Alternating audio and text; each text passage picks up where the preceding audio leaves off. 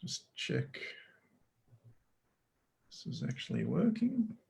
It says meeting is now streaming live on Facebook. Well, let's check this out.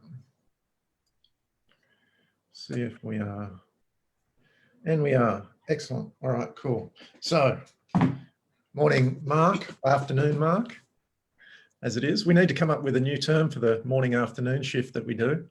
I think it's good day. G'day. All right.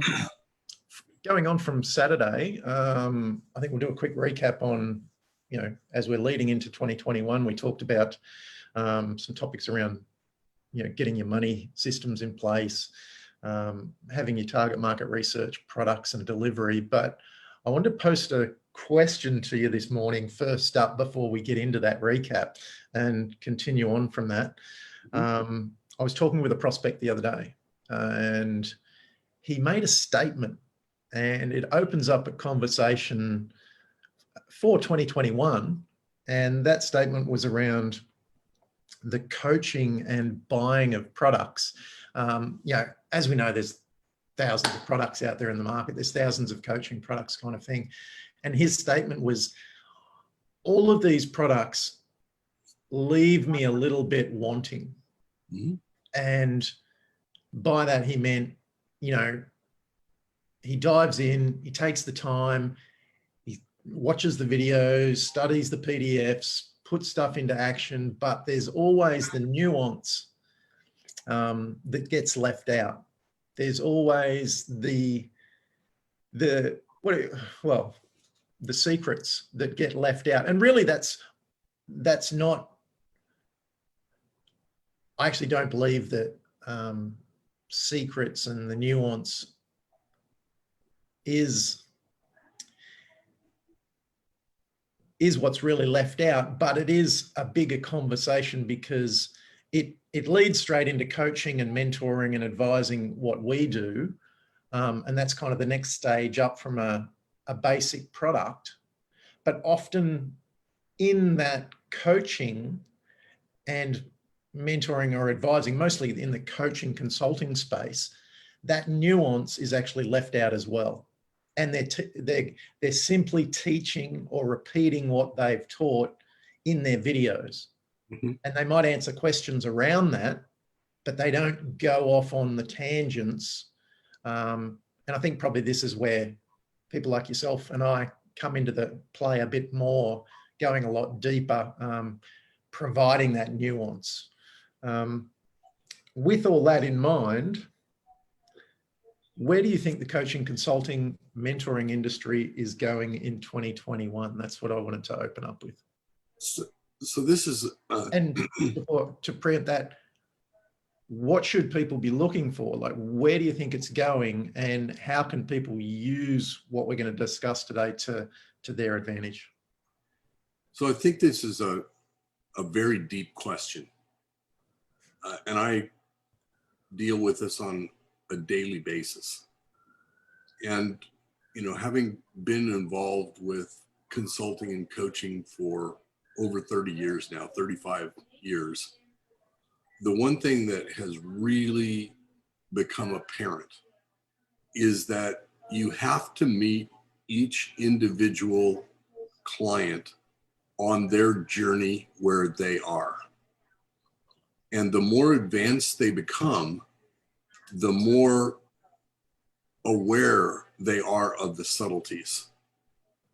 So when someone says, oh, I'm not getting the nuance, I'm not getting the real detail here, that person is fairly sufficiently advanced in their development that they're looking for nuance. They're looking for the subtle, just that last piece that's going to help round it off. Now, I wrestle with this a lot because I think that when you have someone that's new in the journey, they're tempted by shiny objects. Everything looks attractive, and they're like over here, over there, they're moving all over the place.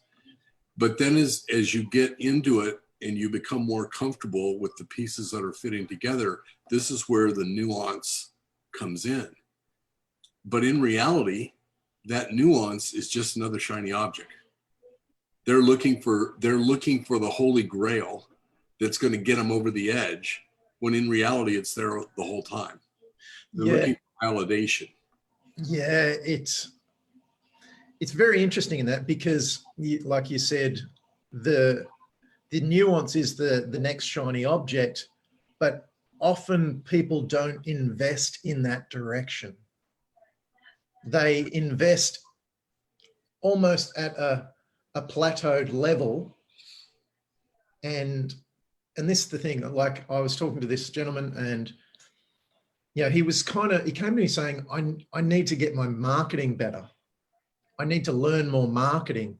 And often what I say to people coming on board with me is, you don't need to learn any more marketing.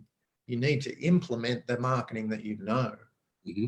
And that nuance of the different discussion of learning marketing, which is a content topic, versus implementing the knowledge you have, is, I think, I would probably say that is, with my clients, it's 90% of where the conversation really is. It's not around content and actual marketing. We do discuss it, but it's more around the implementation around that knowledge that they have already, and maximizing the result from that. It's and that's why I asked the question, where do you think coaching, consulting will go in 2021? Because the market's fairly advanced. And yes, there are still people at the beginner level, learning marketing, learning, buying programs, that sort of thing. But I've heard this statement for years. I've heard this conversation for years, where people are investing, but they're not getting the nuance that they need. Yeah, essentially, it adds up to results. Yeah, and I think one of the core values that I try and instill into whoever I'm working with is that there's really 3 components of your business that will make your business a success, even if you have a mediocre product or service. Now, that's a pretty strong statement. How can you have a mediocre product or service and still be successful? And I would offer this: is your product consistent?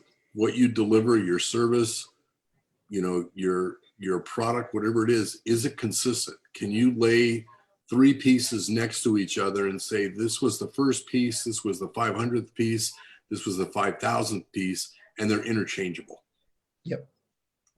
Now, they can be interchangeably mediocre. Yeah. But all the same, right? And if you think about the world's largest franchise fast food establishment, McDonald's, with 30,000 franchises, no one would argue that their food is exceptional. No one would argue that they have an exceptional experience when they go there.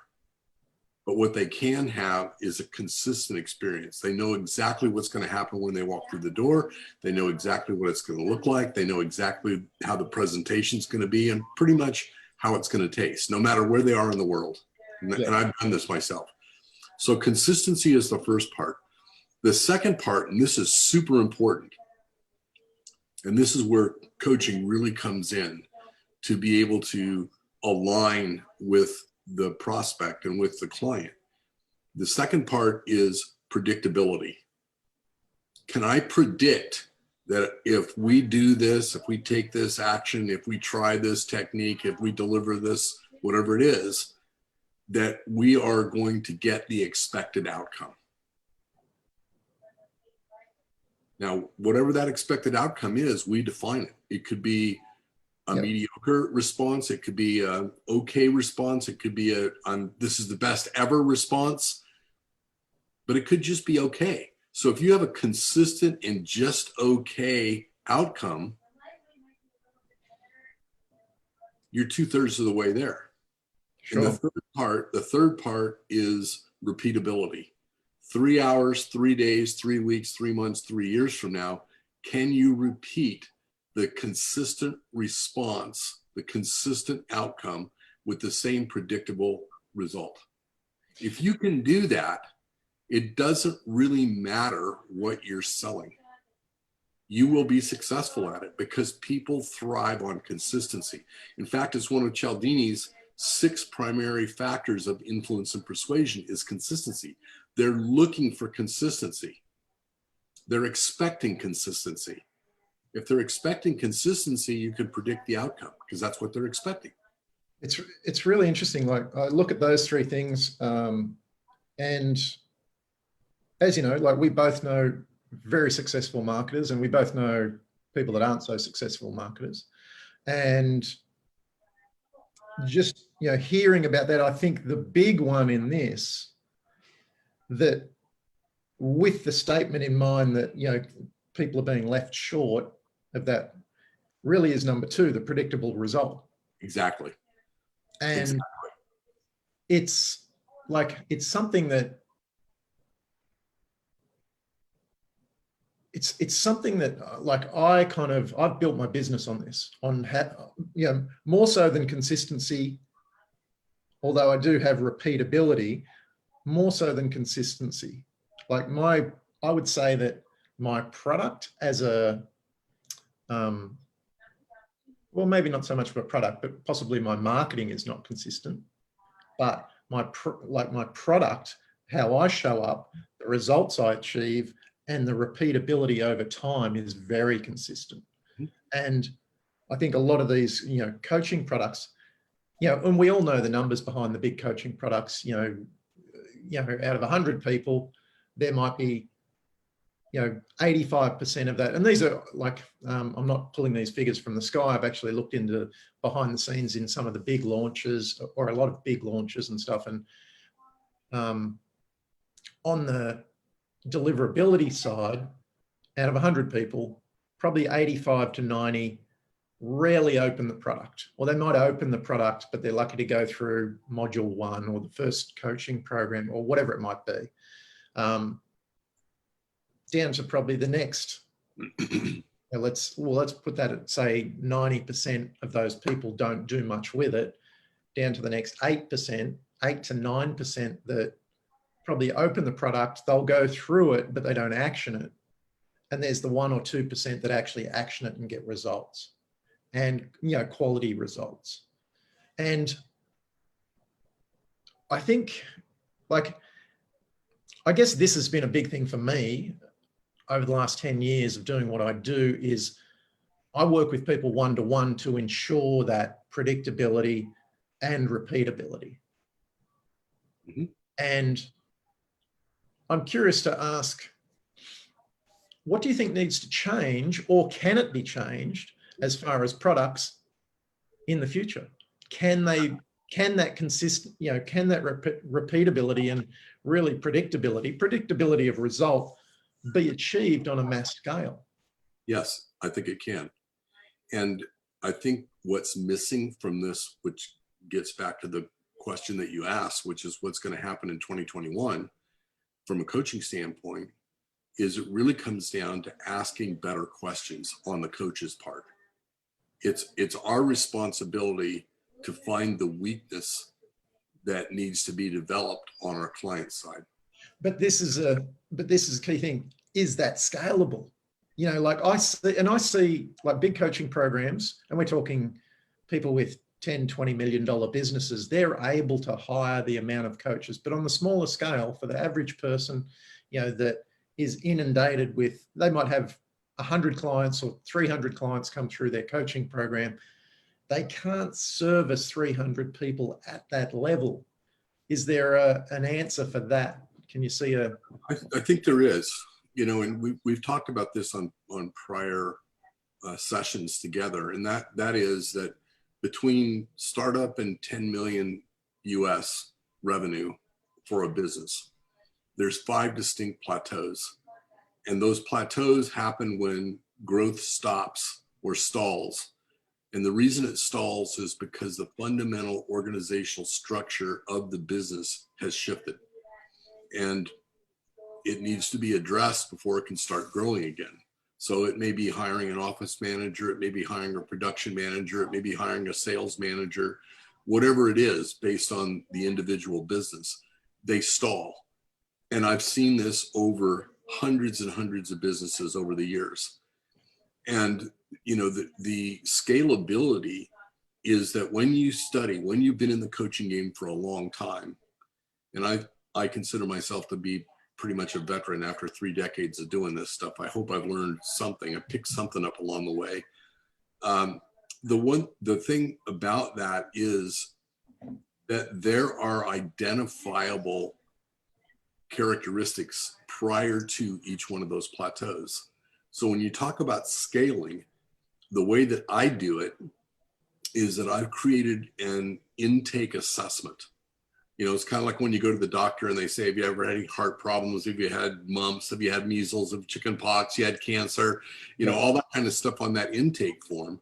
We've got to do the same thing for our clients, because when they answer those questions, I can tell just by scanning that intake form where they are.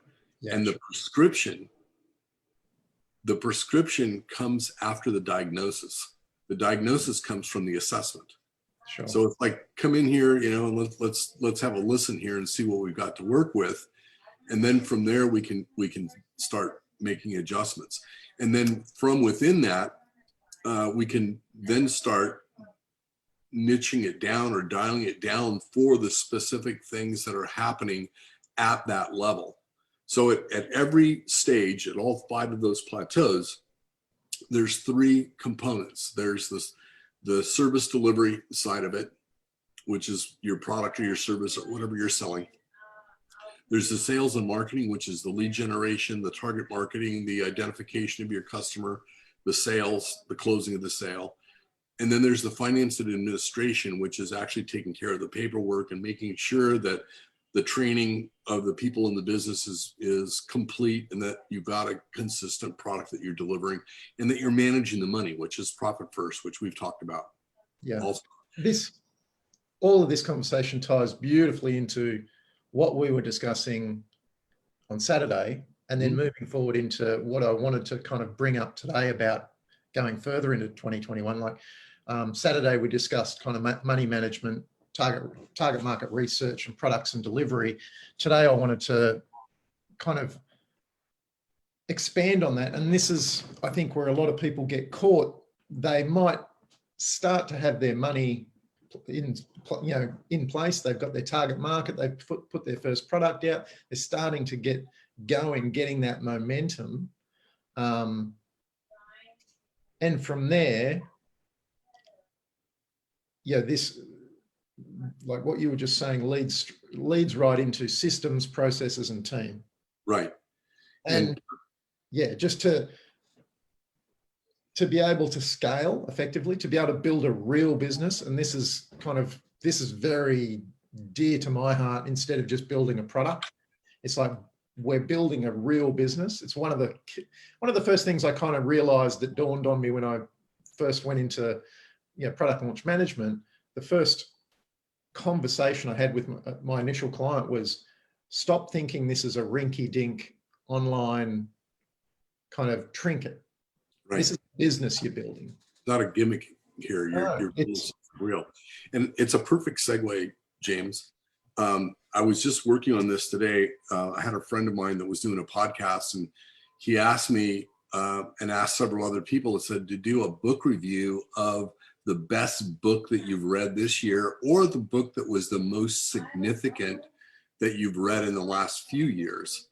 And I started thinking about that, especially in terms of COVID and the fact that everybody is pivoting and everybody's dealing with different channels, and they're dealing with working at home and virtualization, and there's uncertainty moving forward, and there's all this kind of stuff.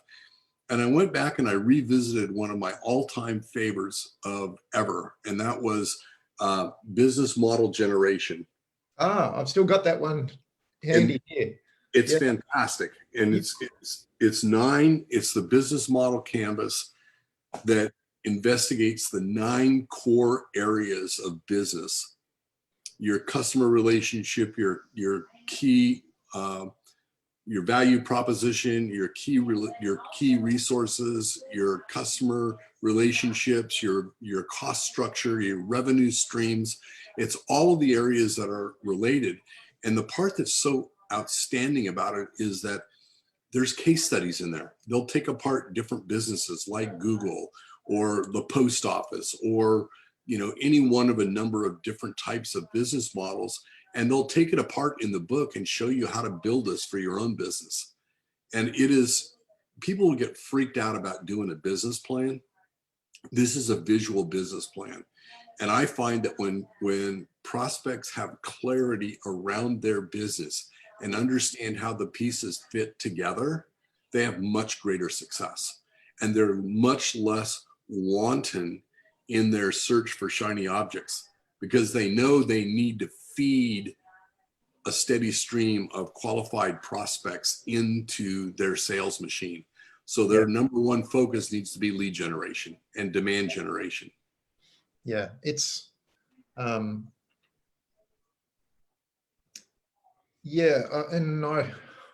I do actually remember you put me onto that book many years ago. I think that was when we first started chatting. That was a while back. It's a long time ago, but it's such a core, critical, foundational piece to the puzzle. Yeah, it's interesting. I came across a post online just this morning saying, what's the best program out there? And I had to put my 2 bobs worth in, because just like the book question, there's probably 1 or 2 key books that I would say really changed the landscape for me. But the one program that really changed the landscape for me in the marketing space and in the business space was Product Launch Formula. Absolutely. It has all the key pieces to create and build a monstrosity of a business. It goes into the nuance of, not just the bigger picture of strategy, but the nuance of strategy. Goes into sequencing, goes into, like, I've actually got a little pocketbook, probably the size of a phone, a little pocketbook like that. I've still got it from when I studied PLF the original time back in 2009, and it has all of the sequencing and emotional triggers and all the nuance of Product Launch Formula. I often pull it out and have a little flick through. It's quite funny to look through, but it was, when you come across like, I was going to say, it's almost like a cornerstone piece of content, and all the rest becomes irrelevant. The rest is just kind of fluff and distraction versus actual implementable content that you can really put to work. Like, as we're talking about going into 2021 and changing how people are coaching, changing how people are doing business, it's so important for people to get rid of the excess so that they can create that consistency and predictability and repeatability. Mm-hmm. When you break it down, and as you said, with clarity, everything becomes simple.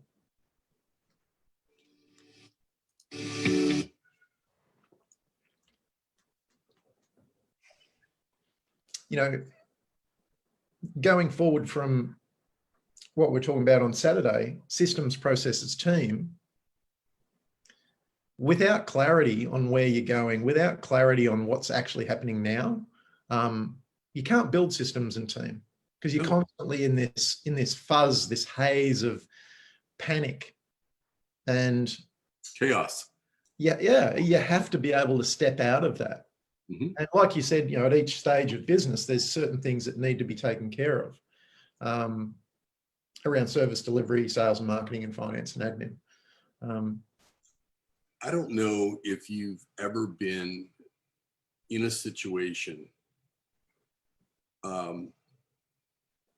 with someone like a policeman or a fireman or an airline pilot and there's an emergency situation takes place.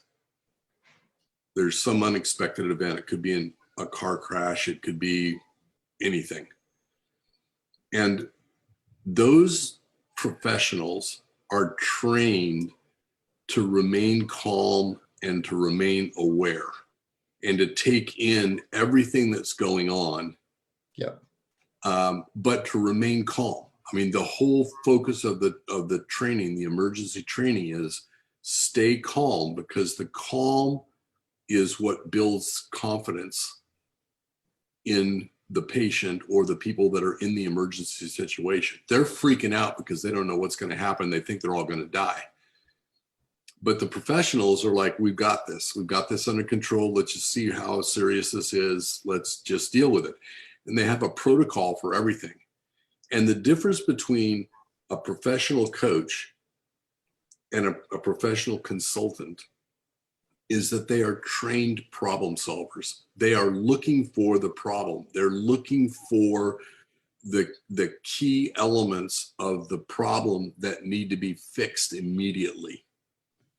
And Yeah. this is what's missing in the chaos and in the panic of most small businesses, is that they can't sort out and prioritize because they just don't know.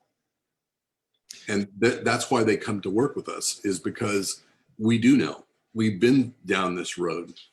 We've seen companies that are about to file for bankruptcy and run out of cash and have their loans called and all these kind of scary things that are out there. We've been down that road. It's very interesting. Firstly, great analogy with the fireys and the police and all that sort of thing. I was actually walking through town here a few months ago. It was 5 a.m. and I walked past a restaurant and I kind of looked in the window and I thought, oh, that's odd. I can't see what's in the restaurant. And I stopped and noticed there was smoke coming out of the windows. So realized the place was on fire, went across the road, called not 911, 000 here. And the fireys turned up and I was kind of like, come on, guys, come on, do something. The place is on fire. And they were like, they were in slow motion. Yeah, they were like they were in slow motion. Yeah, it's not, dealing with a fire wasn't my expertise, but it was certainly theirs. And they moved slowly, methodically, professionally, deliberately, and they knew exactly what to do. And that is the difference. It's interesting, often talking to prospects and stuff, I say to them, you've got to build foundations, you've got to slow down to be able to speed up. And often people, when they enter a coaching agreement, they want everything fast. They're like, how do we move fast? And it's like, let's just settle the ship a bit. You've been moving fast for so long and that hasn't really achieved anything. It's time to slow down. Well, again, you can use the automobile analogy, that when you're driving a car for hours and hours at 100 miles an hour, it's going to burn up. It doesn't matter how, what kind of a car you have, unless it's specifically designed as a racing vehicle. But even then, there's rules and requirements for pit stops and things like that. But this is what happens with most small businesses, is that they just go too quick. They over torque it, and then they get themselves in trouble. They either run out of cash, or they, burn through a bunch of key people that were really good people, but they didn't have good communication skills. They couldn't communicate their vision of where they were going. They didn't know what they were looking at, so they missed key directional indications. And you have to kind of point that out, and in a way that's like, did you notice that? Did you just notice that? No, what did I notice? Right? Well, you just point out the key indicator that they missed and what the consequences of missing that indicator are. Yeah. It's been great working with all my clients. There's one client in particular I brought up on the weekend, young guy, Tim. He's 23, 24, gone from a business that was in shambles, really. It was all over the place. Debt, robbing Peter to pay Paul. And we're starting to put these pieces in place. And in the last 6 months, the growth within him, he's like a mature business owner now with staff. And yeah, there's always those little fires that spark up, but he's calm. He knows to slow down. He knows to take the higher view. And it's a beautiful thing when you see someone like that compared to someone that's in the constant panic of, it's like the fog of war, just in panic constantly. And that, it shows a level of maturity, and it shows, really, it shows their level of capability, their capacity. It's almost a precursor to their capacity. Exactly. And this is exactly what meeting them on their journey means, is you're recognizing how much capacity they have competence for. Right. So there's, if you think about your sporting history, we've all got into situations where we're in over our head. We're going too fast. We're going too big. We're going too deep. We know that we shouldn't be doing it, but it's just that thrill of the adventure of it. And sometimes it's okay, but a lot of times it's not okay. We end up hurting ourselves. Yeah. Because we're in over our head. And this is really what the role of a coach is in an athletic environment is to guide the athlete and refine the athlete's moves and their physiology and their strength and their nutrition and all the elements that go into a fully balanced athletic performance, and balance the pieces together so that you can get that result. And just because you can run fast or that you can go fast doesn't mean that you're going to have a successful outcome. When you go fast, things happen faster.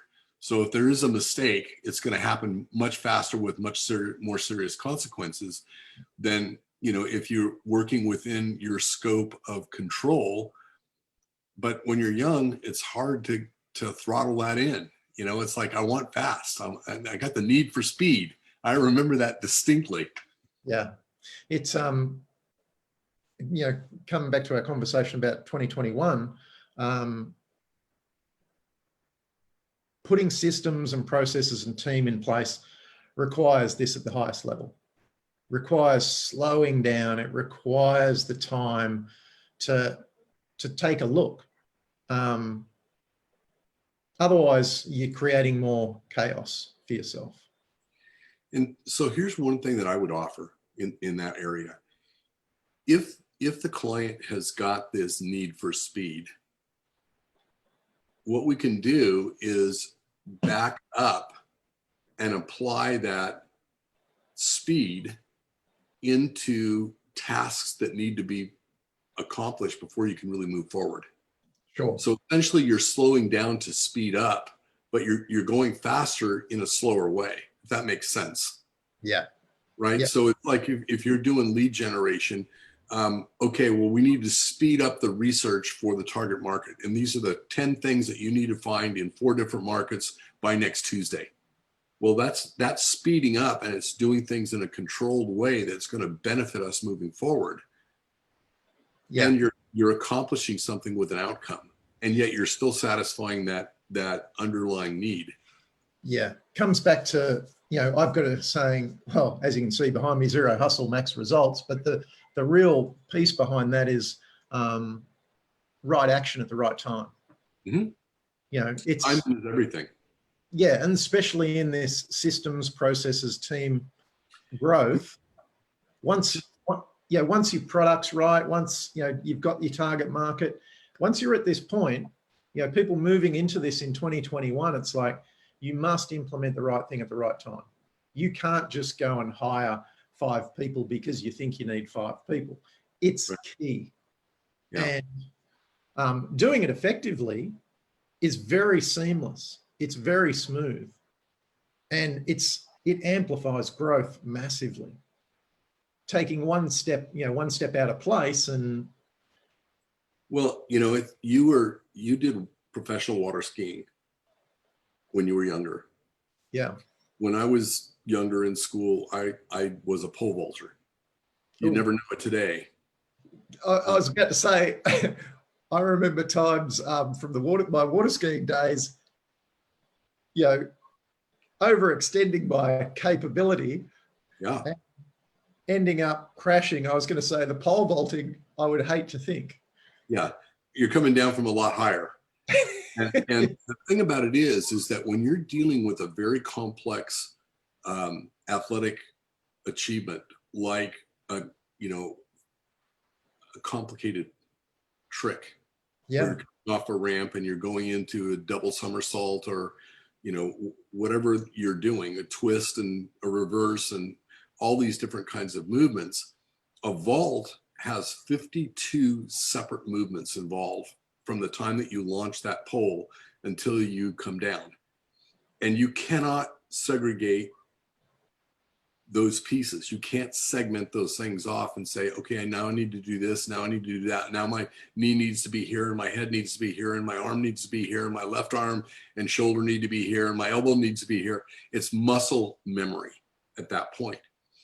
And I think to a large degree, this is what is missing in most business people, is that they have not had an athletic experience in their adolescence growing up. They haven't experienced the need for complex actions in a very fast sequence. And this is the real benefit of athletic training, is it teaches you how to practice perfectly so that you're working with muscle memory in an accelerated manner. This is a perfect metaphor for what we do. It's yeah, that's an interesting way of looking at it. I hadn't actually looked at it from that perspective before. But it's very similar. Like, even, you know, I've got a story of from my water skiing days of learning front flips off the ski jump. Now, a front flip, you're going against the action of the boat. It's against momentum. It's actually harder than a back flip. And I was in Montreal skiing, and, you know, in the middle of a show, kind of SeaWorld type show, you're getting paid to perform, and I was crashing a lot. And I remember the owner of the show coming to me after one of the shows and said, "James, you're crashing a lot." And I went, "Yeah, I know. I just can't get it together." And he's like, No. You're just not finishing the trick." And what he meant was I was leaving out 3 or 4 steps of that sequence. The follow through. Yeah. And it was literally just grabbing the handle, leaning forward with the shoulders. And from that point on, like, I literally went home that night and slapped myself on the side of the head and thought, wow, he's exactly right. I'm just not finishing the trick. And it sounds simplistic. Like, this is probably some of the nuance in business that a lot of people, you know, it flies over the top because they haven't slowed down enough to actually take it in. And, you know, I went back the next day and I probably missed 2 for the rest of the summer versus missing 2 a day. You know, so that's the benefit of slowing down. That's the benefit of having a coach that's been there before you, done that. Exactly. That's the benefit of having a coach that knows. Yeah, it's like you can look at it and see exactly what's going on. You can't extend your capability without slowing down to see, like, to actually analyze the problem. And I think a lot of people just go out, they invest in new products, they want to learn more stuff, thinking that that's the problem, where they haven't really actually stopped to take a look at what's wrong with the business. I think one other factor here that we haven't talked about is this sense of urgency.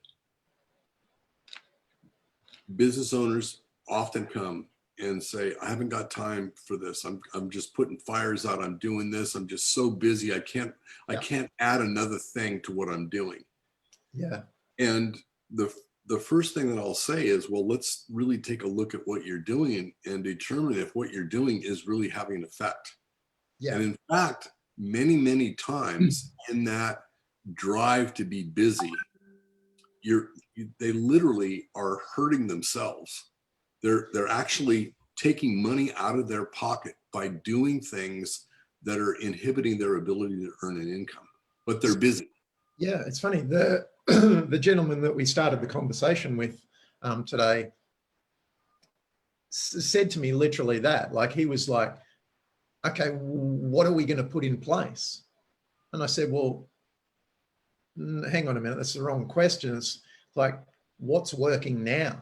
What can we enhance and refine to the point that we can't actually grow it any further before we put something else in place? And he was like, oh, right. I think there's this, I guess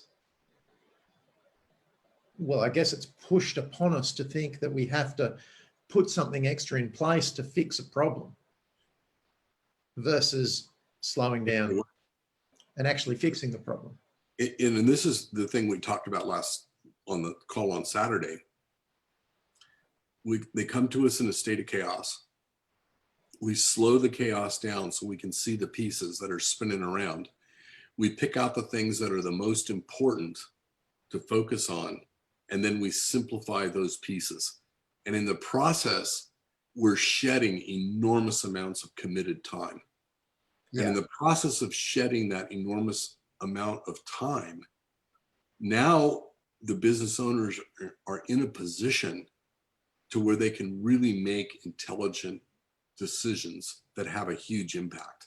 So this is the difference between working hard and working smart. This is literally the difference, is the people that are working smart are working slow and deliberately on the important pieces, and they're letting all the unimportant pieces go by the wayside. Yeah.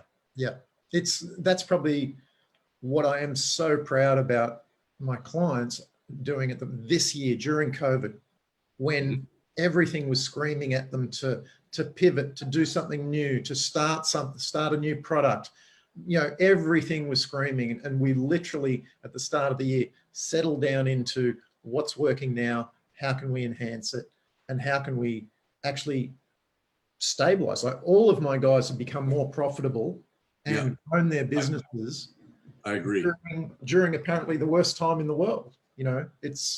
I think a lot of that has to do with the amount of mind shift work that both you and I do, is getting people to think differently, not the same way, not the way that everybody else is doing it. Because if everybody else is doing this and acting this way, and if it worked, they'd all be getting results. And of course, none of them are. So why would you want to keep doing the work that nobody's getting results with? That's why you're coming to a coach, is to get results. Yeah, it's very interesting. People come to you and they want to be doing more. And it's like, hang on a minute, you've already been doing that one. Like, you've worn out that track. But now's a good time to ask, what do you think is the big opportunity in 2021? Like, and just taking our conversation into context there for that question, what do you see as the big opportunity? So this is going to be a little bit unexpected, maybe. Okay, right? I like unexpected. I like surprises. So pretty much everybody that we do business with, they've got a product or a service that they sell, and they sell it to more than one person. They sell it to a bunch of people. Sometimes it's a few dozen people, sometimes it's a few hundred people, sometimes it's a few thousand people. The one thing that I've learned out of this whole COVID experience is that when we're disrupted and the sameness or the stability that we've known is destroyed and that we can't count on it anymore, in other words, we've lost the predictability, the thing that we're looking for is the consistency that we had prior to this disruption. Yep. Right? And one of the things that has come out loud and clear is connection. People want to be connected. And with all the isolation, with all the quarantines, with all the lockdowns, they're missing the ability to connect. And if God forbid you're an extrovert, and I'm a massive introvert, introverts can get along fine just by themselves. The extroverts are going nuts right now. They're going into depression. They don't know what to do. They don't care whether there's no masks or masks. They're getting together with their friends. They don't care. In California, it's freaking nuts right now. They've got a 10 p.m. to 5 a.m. curfew, and they're saying no more than 10 people for Thanksgiving on Thursday and no more than a couple of hours together. And people are going, that's not going to work. And the police are going, we're not going to enforce this. We're not doing this. We're not going to be out here. But the thing is the opportunity, getting back to your question, the opportunity is to look at your business and look at your business as a community and look at every particular person in there as a point of value that you can connect to someone else in your community. So in other words, if you're a gym owner and you've got doctors and you've got lawyers and you've got plumbers and you've got housewives and you've got all these different people that are coming in, you know, and wanting to do their workouts, and athletes and business owners, every one of those professions represents connected value to someone else within your network. So the opportunity in 2021 is to maximize the connected value of your network. 100%. 100%. It's so interesting you said that. For myself personally, and I know that we've discussed this, kind of the branding move that I'm making next year, and that for me, I'm constantly looking to, you know, kind of zig when everyone else is zagging. And 2021 has been a good year for the online space.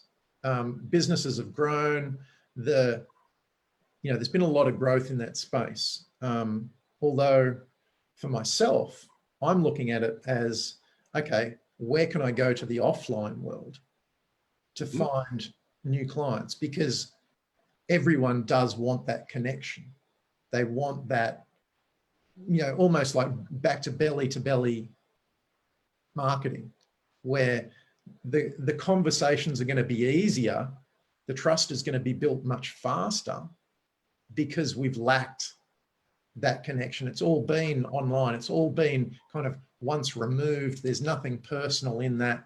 And I see the opportunity as being able to meet people face to face, have conversations, and grow that way. Like you said, through your networks, like building your networks now and having that as a kind of strategic move into 2021, I think is a huge advantage.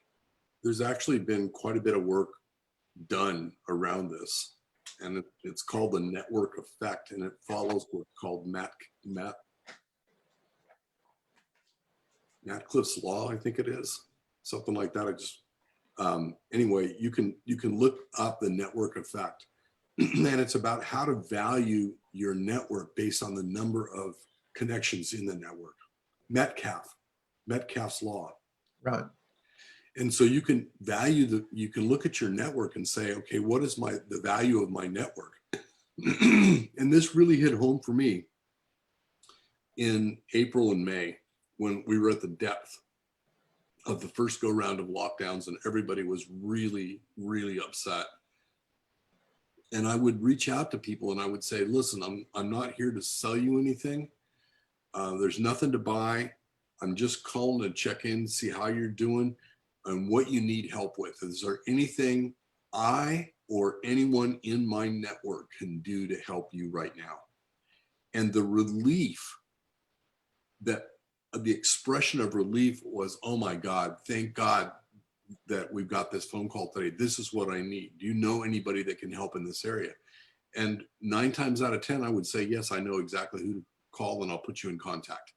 Yeah. And it's the value that you bring through that empathetic connection is really the currency of the connection currency that we're going to have going into 2021.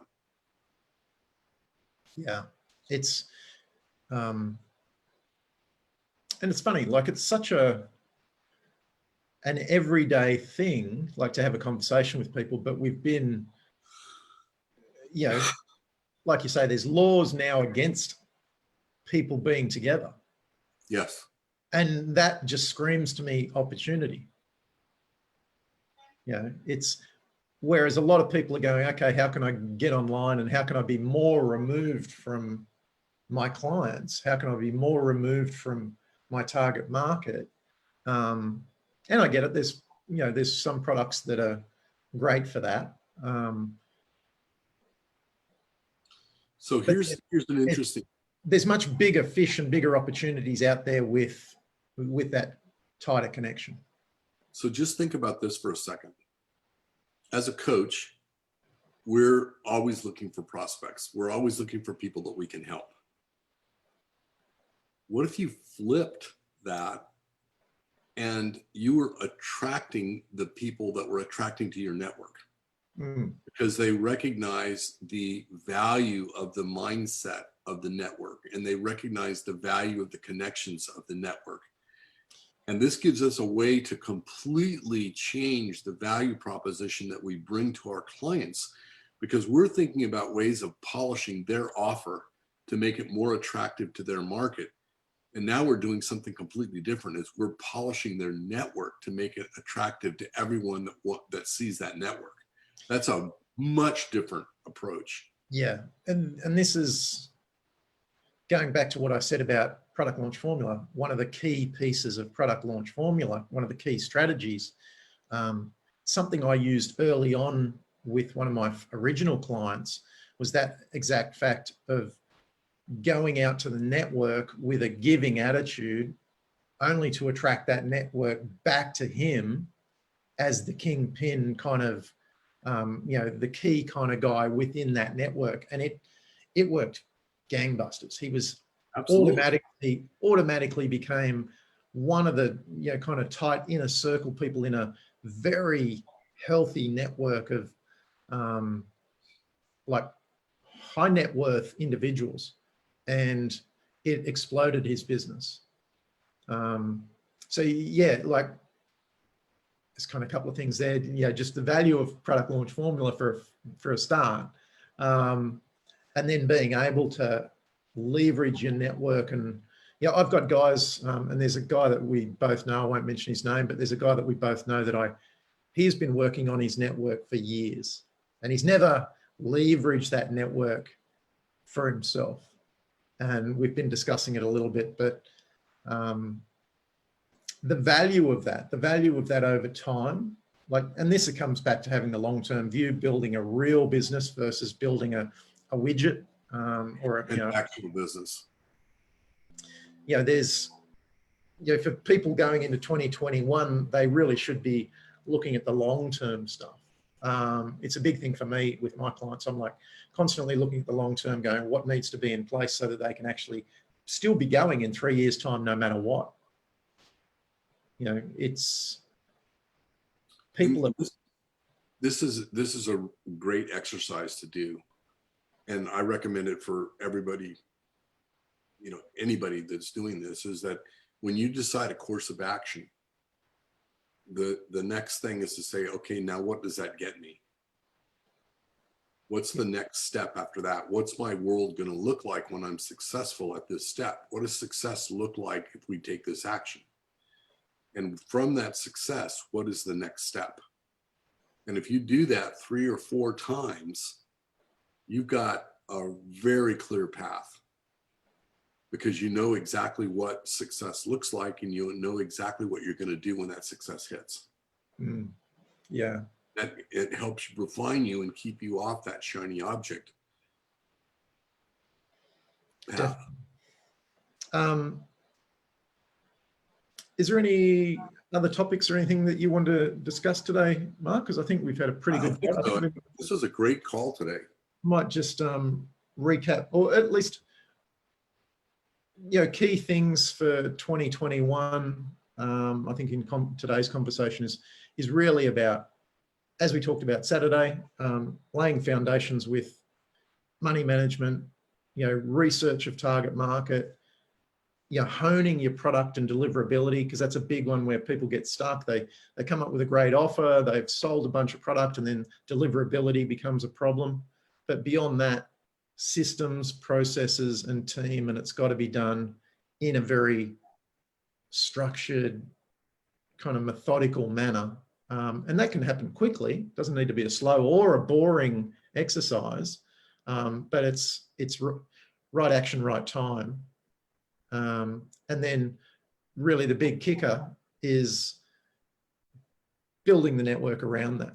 You know, if people are looking into 2021 going, well, I've got some of those pieces in place and I really do want to make the most of 2021, network is such a simple way to effectively grow a business exponentially.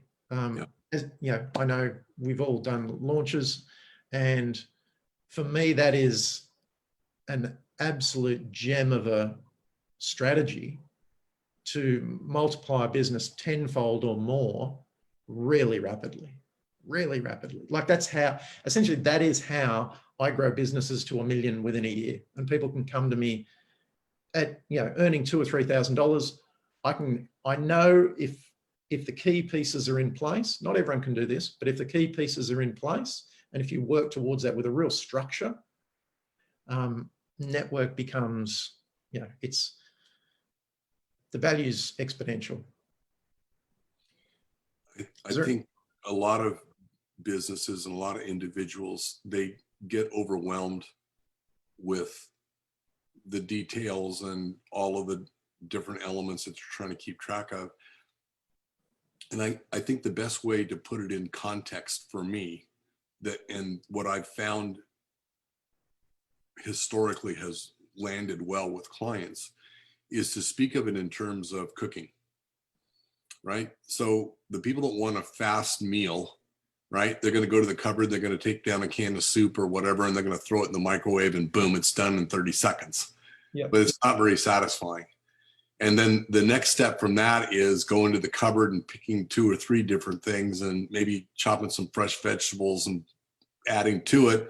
Takes a little bit longer.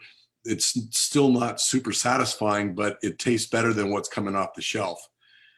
And then you've got the true cook, the true chef that is taking the time and measuring the ingredients and building, you know, starting from scratch. It takes time to put it together. But when it's done, the meal that's served is something that's really special.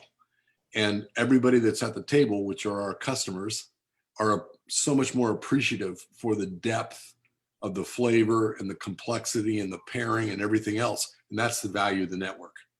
And they all talk about it and they all bring more customers next time. It's such a good analogy. Like, for people out there in 2021, stop taking tins of soup out of the cupboard and cook the real meal. I think that's probably where we should leave it. I think so. Perfect. Great chatting with you again, Mark. We'll chat again. I'm always happy to be here. I love doing this.